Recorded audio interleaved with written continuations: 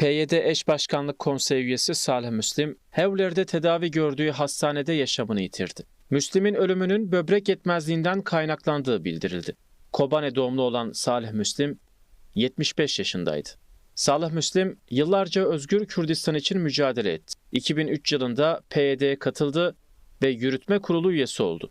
2010 yılında da parti başkanı seçilen Salih Müslim, eşi Ayşe Efendi ile birlikte rejim tarafından rehin alındı. Ardından Başure Kürdistan'a geçti. Suriye İç Savaşı'nın başlamasının ardından Mart 2011'de Kamışlı'ya geri döndü. Salih Müslim başkanlığında PYD, Kuzey ve Doğu Suriye özerk yönetiminin ortaya çıkışında önde gelen siyasi parti ve aktör oldu.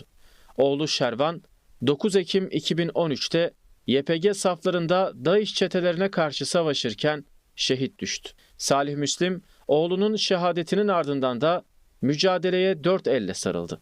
Kuzey ve Doğu Suriye özerk yönetiminin ana oluşumlarından olan TEVDEM'in dış ilişkiler yetkilisi olarak görev aldı.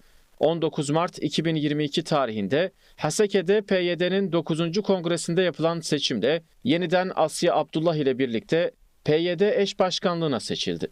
21 Eylül 2024 tarihinde yapılan 10. kongrede eş başkanlık görevini devretti. Yaşamını yitirdiği ana kadar da PYD Eş Başkanlık Konseyi üyesi olarak mücadelesini sürdürüyordu.